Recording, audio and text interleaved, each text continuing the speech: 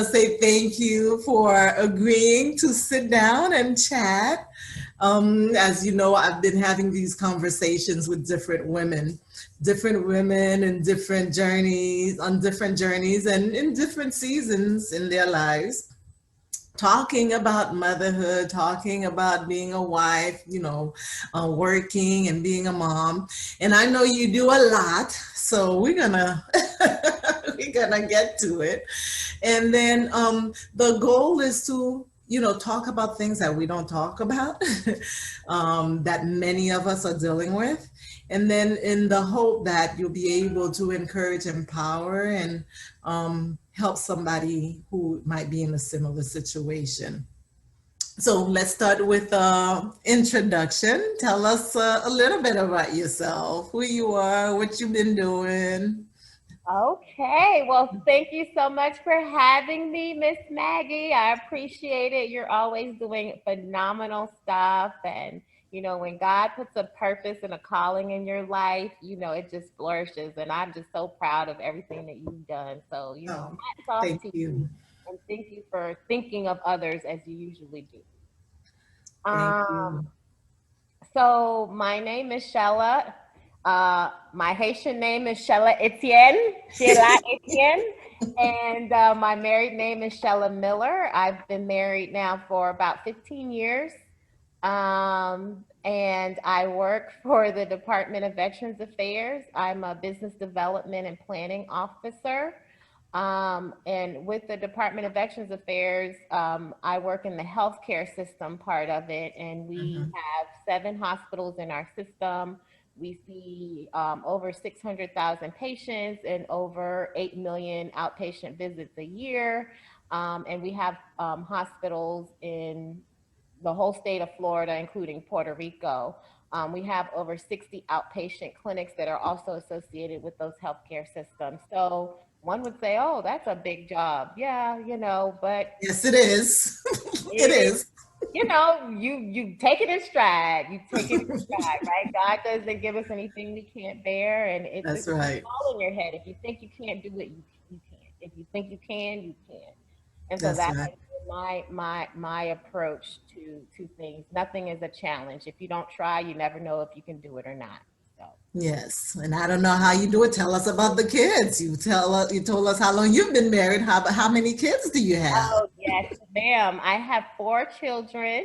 I Yeah. have a set of twins that are 14, and their names are Jaden and Quest. And I have a 12-year-old. Her name is Jace, and she's in middle school. She is in 7th grade. And then, of course, I have my baby boy, Zion, who Yes. is 6 years old in first grade. Yes. So now you're gonna tell us the secret how you have such a big job and being married with Yeah. these children, and you are at this season now where you have teenagers and you have little ones, and now we're dealing with a pandemic. They're home and everybody's home. So how have you managed? Yes, yes, yes, yes. That is the question. How have you managed? And not to mention, I forgot to tell you this. I just started a doctoral program in organizational leadership, Oh, wrapping up my second courses and entering into the next 8 weeks. So, working wow, wow. PhD in organizational leadership. Yes, on top of Amazing. that, COVID brought out a whole lot of stuff, and it's just, you know what? Let's just do what you've always wanted to do. Why not? So back to how I am trying to do all of this now. Now that I've thrown another aspect of it, which is this doctoral program, which is a lot of work. Could um, imagine. yeah. So the first thing is that, up front, I've always told my husband, he's got one with, me, a very direct, I'm not your superwoman. I know the song says that, but I need you to know.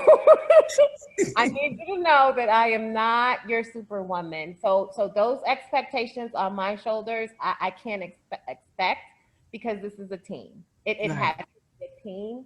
It's not fair for anybody to think that any woman could be a superwoman and do it all. It takes a community and it takes help and That's it takes right. understanding and it takes compassion. And so, with him understanding from day one that I'm not your superwoman, I'm not your mom. I'm not going to do what your mom does. You know, your mom is a great cook and she babied you and she did everything for you because you were her only child. Okay? Watching this, don't take it personal. um, but I'm not that. I am who I am. And I need you to meet me where I am, and I will try to meet you where you are. Right, And so the right. first thing is, I've already said, I can't do it all. And the second thing is, I don't compare myself to others. You know what? You may be eating a bowl of cereal this evening, and then tomorrow I might be able to bake you some chicken. But I'm not going to internalize that I wasn't able to do it all. You know, Right. I've never been one to compare myself, and I've never been one to pretend that I have it all together and perfect because Mhm. no, I don't. Do I forget things? Yes. You know, do I misplace things a lot? Yes. Where's my keys? Is it hectic in my life? You know, you see the images of, you know, the perfect family, right? So Mhm. in church they played this video several months ago about, you know, right before church, you know, the chaos in the house, people yelling at each other and get your shoes and what are you doing? Hurry up, we're late. And then as soon as they get out of the church car door and they walk into church, everybody's, it's like, oh, like all perfect, like chaos didn't just happen like 30 minutes before we walked into these doors. And it's like, I'm okay with my chaos. Right, right, That's right. what gets me through. I'm okay with my chaos. I can't be perfect and I'm not trying to be perfect. And I think Mhm. that understanding that and communicating that has helped me. Hmm. Hmm. So I like a few things that you mentioned. You said the fact that you laid it out from the get-go. You said, Thomas, I'm not a superwoman. I'm not your mom. There are things that you cannot expect and I will not be able to provide because I just can't do it. Um, the superwoman mentality, do you think we're the one who place it on ourselves or is it like society? And how did you know, like, hey, I have to understand, I have to be who I am and not be who this person is, this superwoman is supposed to be? Do you think it's us who do it? I think it's a combination of both. I Mhm, think it's us and I think it's society, right? They mhm. expect us to be super women and to be able to do it all. Right, And to hold everything together. Just right, traditionally, when you think about the matriarch of the family, that is right, the right, problem solver, the counselor, right, you right. know, the speaker, the encourager, you know, figure Mhm. it out. Hey, financial advisor, because we're the ones saving up the money to do stuff. Right, right. And so I just think that historically, that pressure has been put on us. And as a society as well, you know, I believe that some of our men have been oppressed so much that, you know, we almost have to be the next step up, you know, in the Mhm, world and in the workplace, you know, to mhm, support what's going on. Um, mhm, but I think the pressures come out on us in mhm. terms of microaggression. So we hear comments all the time like, oh, you know, people make you think that you're doing something wrong. Like if you're in the store, you say, "Hey, I have 4 kids." "Oh, you have 4 kids?" Or, Right, "Hey, I have to go on travel for work." "Oh, you're leaving your kids?" right, And right. it's like it puts all these additional micro aggressions, micro pressures on you that, okay, am I doing something wrong because I should be doing it this way or that way? And it looks like it's being done this way over here. Right, right. So I I think like it's how you, yeah, let's talk a little bit about that because I know for you, you've had to travel because your work requires you. Um, do you ever feel like, oh my goodness, my kids need me. I feel guilty because I have to leave. And how do you get over it? Because as women, that's something that, we struggle with. Yeah, Okay, I want to be a career woman. I love my job. I want to be successful. I want to be my best. And then I have my family. How, yeah, that is true. You will hear the comments like, "Oh, you got to go on travel again." I do. mhm, mhm, Yes, I do. I have to work. You have your life. I have my life. And we have to meet each other. And it's okay. It's not that I can't be present from you from a remote location. You have a right. mommy and you have a daddy and you have a grandma, and so the making that understanding, like, life is not going to fall apart without me, and that you will figure it out without me, and it's actually making you stronger without me, Mhm, because when I'm there, you just depend on me for everything. But mhm, it just seems like they figure it out, they get mhm, experience in working the cycles and what needs to be done, and mhm. everybody all of a sudden knows how to step it up. So when you say everybody, you talk about the children, your spouse, everybody Spouse, in the wow. family. Oh, oh, y'all figured it out. I'm so glad I'm giving you this experience. So, yeah, not to say that, oh, you're leaving again. Yeah, I am. Mhm, I got to do this. This is a plan, the communication. This is what's going on. I would just say the communication and all that is important. And then still being present. Like, mhm, mhm. this virtual, even now in the virtual world, it's like now everybody has their own phone. All of my kids except Zion have a phone. They all Has he asked you yet? Because I know Kenzie's asking me for a phone. So everybody has a phone and everybody wants one. Zion has taken over my phone, as you probably very well know. That's why I don't get texts and I don't respond to calls, because he always has my phone. So, unless he's in school. So this is a great time to call me. During the day like this, you can always. So you had to learn to not feel guilty by the fact that you are pursuing a career, because that's part of you. You being a mom is one aspect. You being a career woman is also another aspect, and you need to have that right balance. And you mentioned about, you have a grandparent, you have a grandma. Do you believe that's part of all that, community? It takes a village to raise up a child, and it can't just be one person, just mom doing it all, but it takes everybody, mom, dad, the grandparents, aunts and uncles, everybody supporting one another. Yes, I definitely agree with that. And I think as moms, sometimes we tend to want to have that control, like, especially when you're a first time mom, we're all like protective and this is mine. Don't tell me what to do with my baby. And no, I don't need your help. Get away. No, no, that is not reality. Mm-hmm. The reality is we need the friends, we need your spouse, Mm-hmm. cousins, we need aunties. We need that unit to help to Right, help right, you as a mother. That's right, and we need to be okay with creating that community to rely on, because right, there's been many occasions where I've gotten stuck, and I needed a close friend to go pick up my kids, and I'm right, right, okay with not feeling guilty about, hey, can you please help me out, right, right, and, right. and, and vice versa. So I would do it for them as well. Right, right. That's great. And you also mentioned about comparing ourselves. Us as women, we love to do that. We love to look at, so and so. It seems like, oh, they have it all together. But learning to know that every family is different, and it's okay. You don't have to be like the Joneses because you the Millers.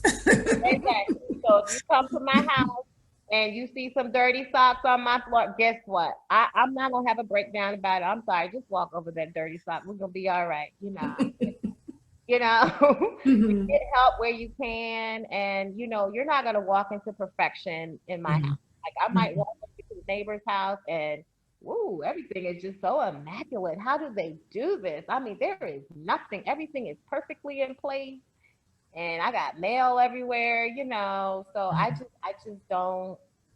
don't do it. It's not Exactly. reality. I don't know what it took for them to get there and Hmm. what sacrifices, you know, with people's different experiences in their shoes. You don't know what is being sacrificed in order for you to see the vision of what you see. Hmm. So was it a process for you to get there? Did you have to learn like, okay, I need to stop beating myself up. I need to stop comparing myself. Yes, it's a Yeah. process, and the Mhm. older that I get, the more that I am like accepting who I am. This is me, you Yeah. know. You know. You know, I think 40 does something to you. You have this newfound freedom. You found freedom, You love yourself and confidence. You know, I am who I am. I'm not going to compare myself to you. I can't. I can only right, walk the shoes that God has given me to walk, right. and it's not going to look like yours. We are all individuals, and we all come from different walks of life, and we've all had our own challenges, and our schemas have been Right. formed based off of our own experiences. I Mhm, can't expect to be exactly like you and to compare mhm, myself with you. mhm, mhm. So tell me a little bit about what you found so to be the most rewarding about motherhood and raising kids.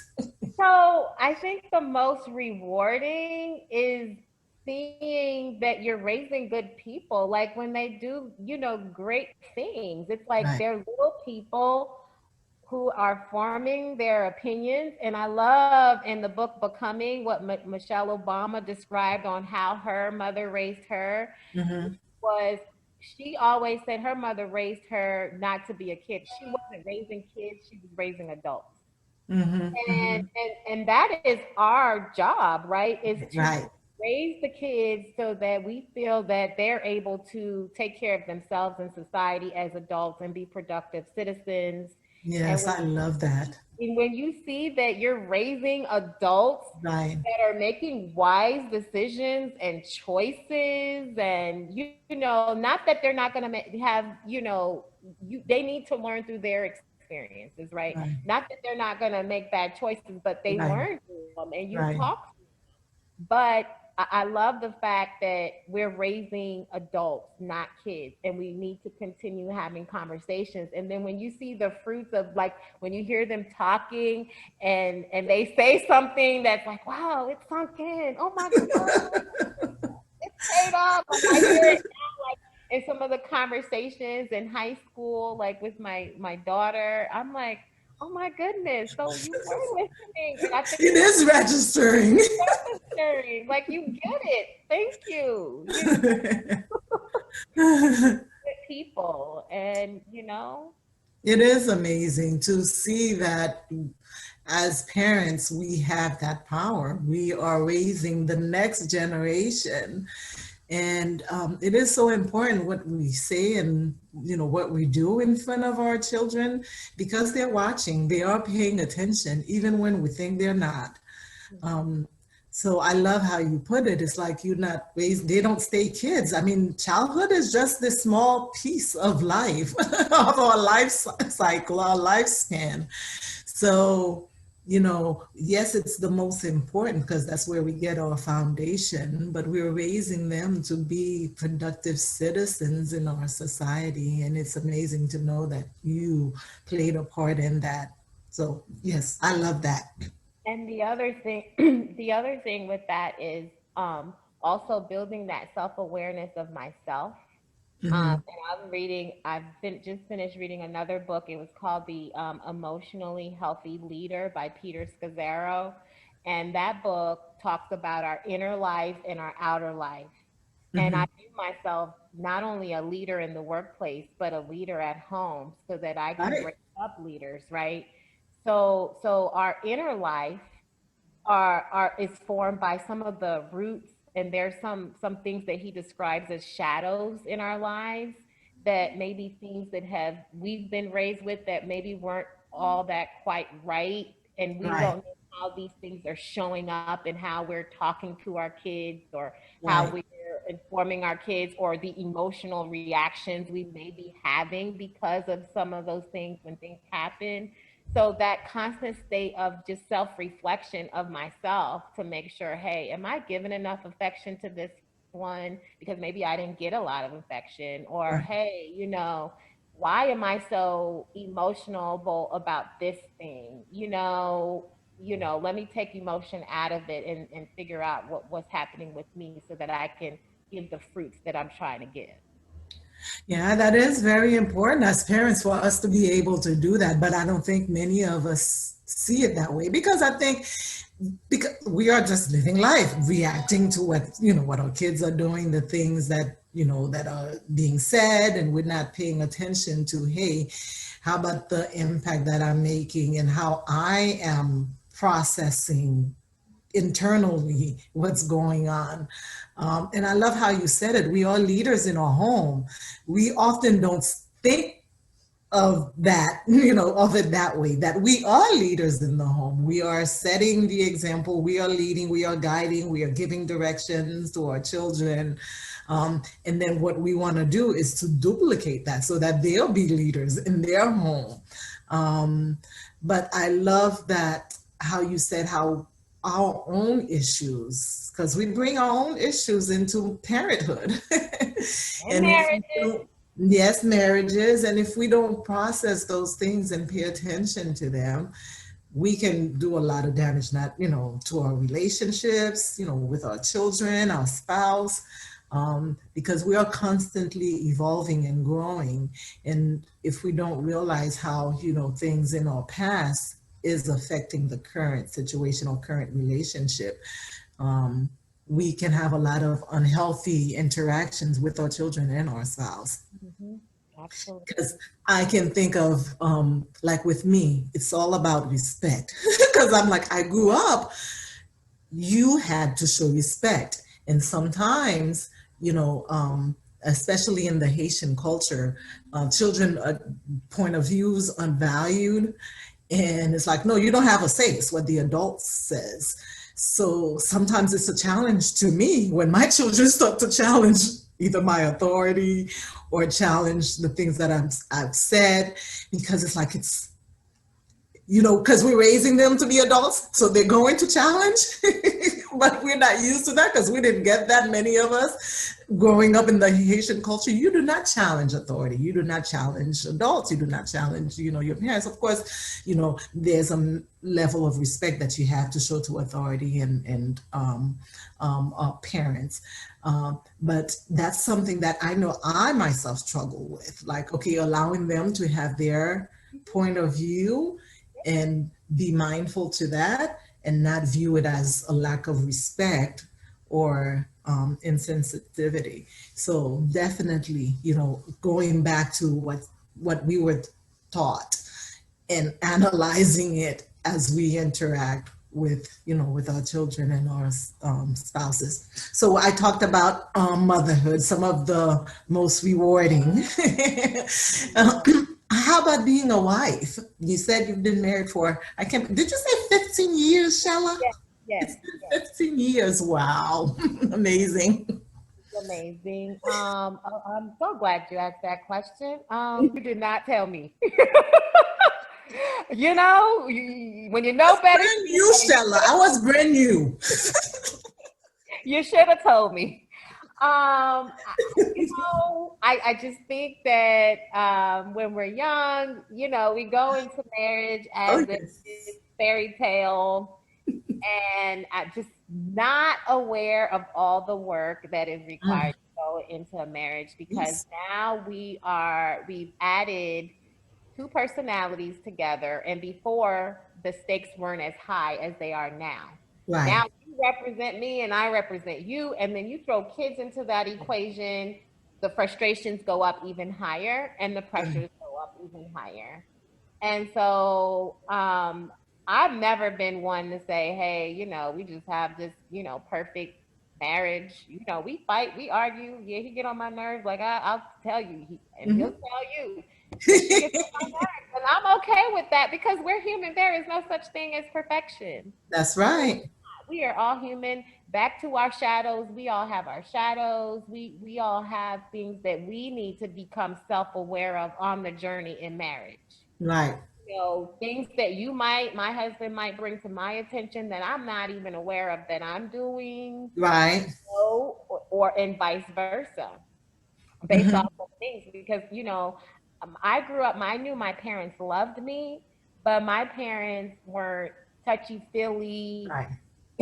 emotional, I love you all the time type of people saying Right. that to you. I can barely count on the hands the amount of times that I've heard it verbally. Maybe they wrote Right. it in a card when I was older, you know.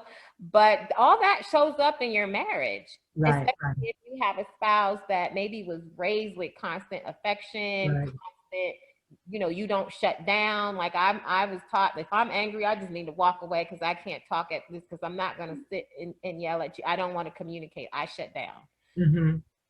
But getting through the process of you understanding that I'm one that shuts down, and Right. maybe we can revisit this at a later date, but it's a journey to Right. figure out these nuances of who we are as individuals, Right. and it's still a journey till to Of today. course. We're working on things. We Yes. continue to work on things daily, but I would be doing a disservice to any woman out there to give the illusion that there's perfection in my marriage. Right. Right. Sometimes I don't want to deal with you. Sometimes your snoring irritates me. That is so, you got to be real, because oftentimes people go into marriage thinking that it's going to be, like everything is perfect. Marriage is not perfect. It takes hard work. It's Very a hard. lot of hard work. It's And you, a lot of hard work and a lot of communication and a right, lot of bruises and learnings on right, the way. It's not without fault. We're people. right, right. And so we need to really be opening up our hearts, and not having that hardened heart, Mhm. really opening it up so that you are able to receive what you're getting in the marriage, and that you can come from an unemotional place when it's time to assessing certain kind of situations, like Mhm. our emotions and again our shadows can really impact how we deliver our fruits, what we say. And Mhm. if we are used to being direct and hurtful, like because maybe we've heard those type of abuses, um, you don't want that to show up, and you want to be self-aware of when things are showing up in a negative way. Mhm. And I think when I'm hearing you talk about our shadows, I'm hearing like our insecurities. Because Mm-hmm. if we are not aware of what our insecurities are, then we don't realize that, hey, I'm sensitive to that. I might react to this, and it's my stuff that I need to work on and not the other person. Um, so being aware, but I also believe too, being in that place where you are self-satisfied and you are content with who you are, not only does that help you, but it also helps you in your relationship with other people, with your spouse, your children. It helps you to be more gracious toward them because you're like, you know what? Hey, I'm not perfect either, so I don't expect you to be perfect. So you can be more gracious in your interaction and more forgiving. So when you are good to yourself, then you can be good to others. I Um, agree. And I think that it's important for that, like as you get to know yourself, that you speak up about yourself. Hey, I don't like when you do this, right, or just because you don't need that type of outlet, I do. right, right, And because that is, you're okay with dealing with it this way, I'm not. right, right, This is what I want to do. So how are we going to work through this? Because I right. do this. Because you care for yourself, so you feel like you need to self-advocate. You I have need to self-advocate. Yes, yes, yes. So, I understand that you think that this is how it should be, to. but I I need to leave this house at 9 o'clock every morning to go walk. And I need you to understand that I'm leaving this house at 9 o'clock every morning to go walk. If you're not happy about it, that's okay.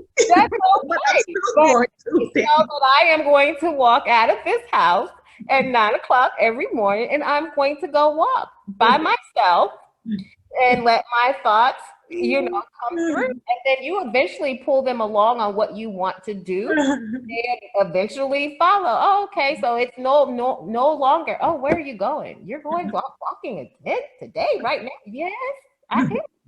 So it becomes, you pull them along, and they're like, oh, okay. So now it becomes part of what we do. It's a part of our rhythm. And so understanding the rhythms that you need for yourself, and then the rhythms that you need as a family. Right. And you talk about knowing yourself and taking the time for yourself. I think many women don't realize the importance of that. I need to take care of me so that I can be a better person to you. Absolutely. Self-care is important. Mm-hmm. And we're doing the rat race, we're going around, and then we wonder why we're so tired and we just have nothing to give. Correct.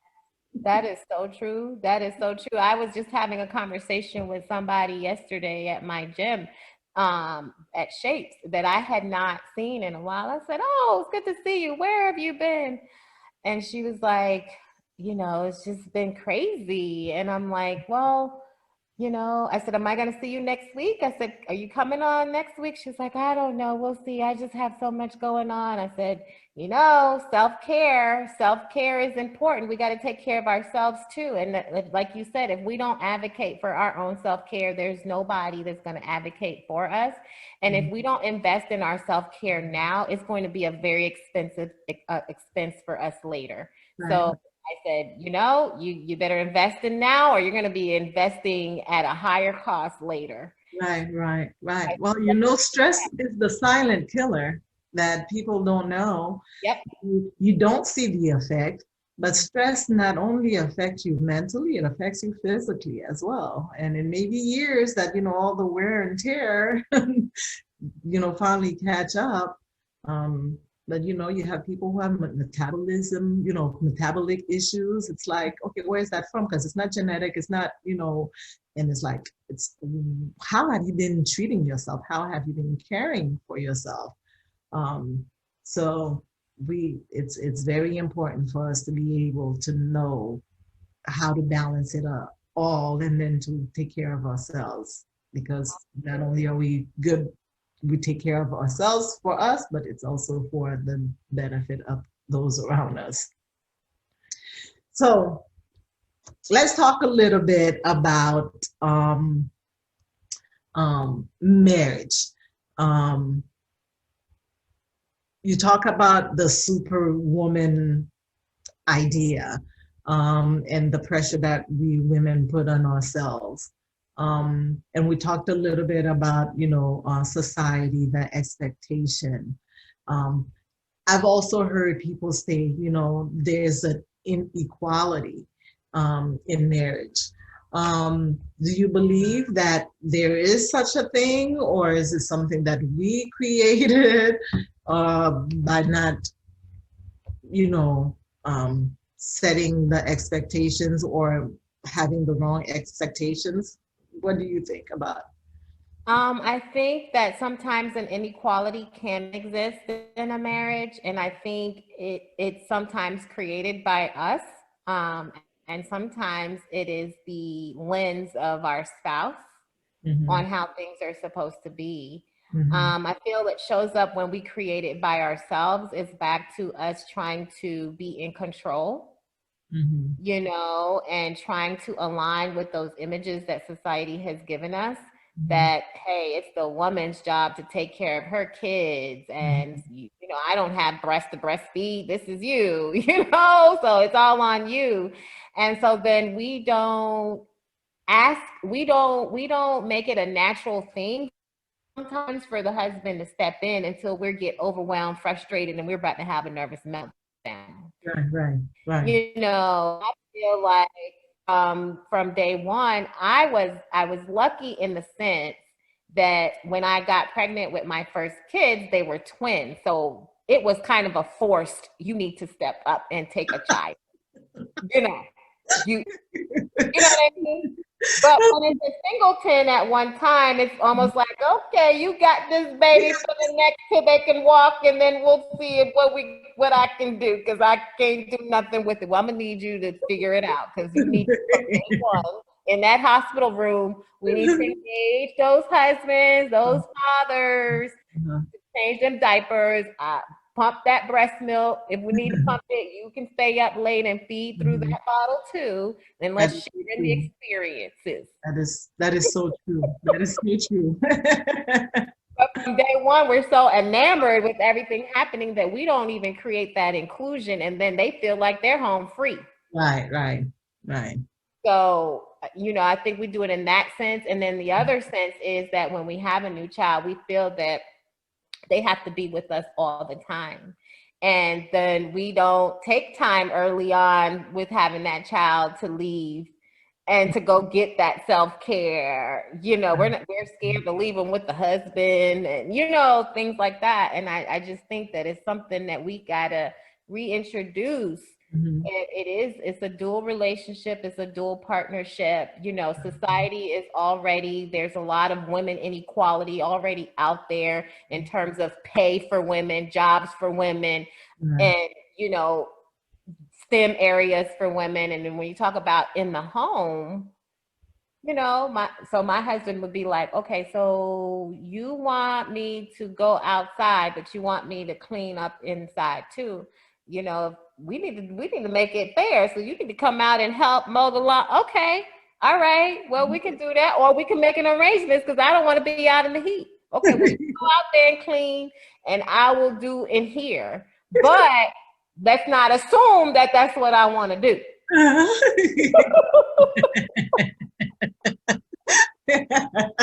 not assume that's not why. I'm gonna need you to go clean that bathroom, and I'll do the other bathroom. Let's share the work. So you think oftentimes we just take it upon ourselves, and then of course naturally the person will be like, oh, you got this, so then hey, everybody's happy. But it's being aware and know that, okay, we need to balance things out, and we have to speak our needs and ask for help when we need it. And I think not only that, you said something about earlier about, you know, what are we teaching our girls and our boys so that they know, hey, you know, marriage, family, it's a dual relationship where we are all responsible for maintaining our homes and taking care of our families.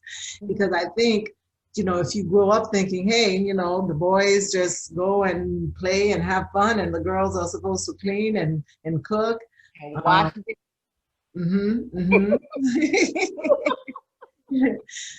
So how do we train them? And are things changing? I think in some cases things are changing, but we still have a long way to go. I think it's because sometimes we feel that as women, we have certain strengths with organization, you know, strengths with just multitasking and balancing, strengths to be able to see the details and stuff, where sometimes men tend to be more big picture and don't know the how. They just know they want to do it. They don't know the how that they want to do it.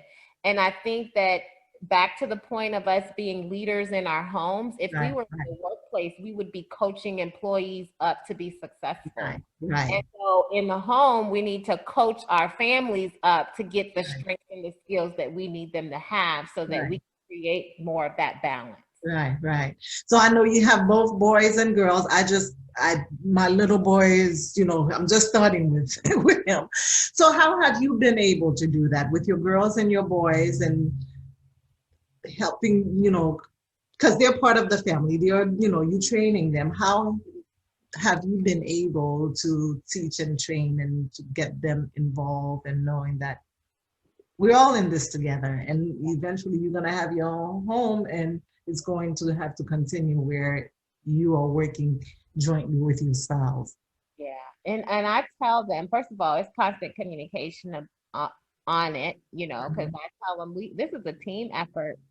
Everybody here needs to contribute. We're a team, we're a unit. We need to make this happen. And Mm-hmm. and we need to identify what can you do to be of help. So dishes is not just a girl's task, boys' Right. task. Everybody got a dish week. Mhm. So the chores are split evenly with among the boys and Yeah, girls. they're split evenly. And then bathroom, my son, he's the best bathroom cleaner. Thank you. I hate cleaning the bathroom, but he does a great job. Yeah. We thank him for that. Um, and so also we try to make it fair. So there was an issue where, Jaden didn't want to take out the trash because she said that was Questa's job, her twin, to take out the trash. Well, then if you're not going to take out the trash, then you need to take his dish week and he will only take out the trash. You know what I'm saying? So you can't have it both ways. If we're going to create equality, then we need to have some negotiation in there if there's certain things you don't want to do. If Uh-huh. you're able Right. back to Right. the internal innately, I don't Uh-huh. know where you get that from, but that internal, that's a boy's job to take out garbage. Uh-huh. So then there needs to be good give and take, but at least it's negotiated and discussed. Right.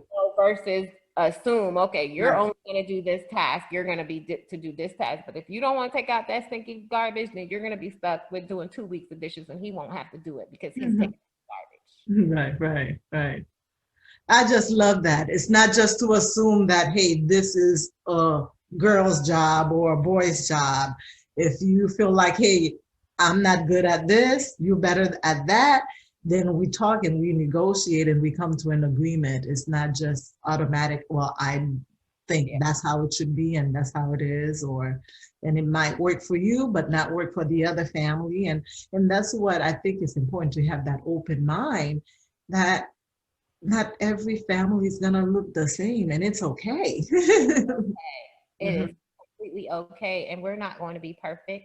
Right. We're not trying to be perfect. We can't. There's no such thing as perfection.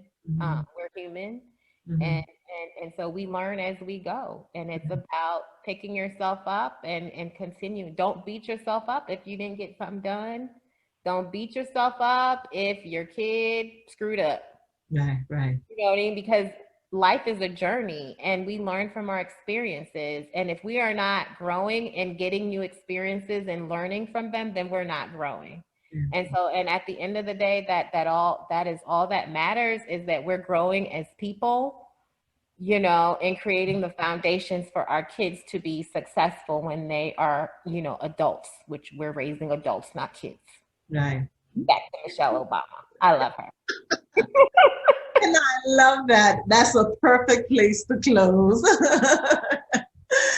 Thank you so much, Shella. I really do appreciate you taking the time to sit and chat, because I know you are a busy woman. Oh, ma'am, not for you, Maggie. This was perfect. I enjoyed the conversation.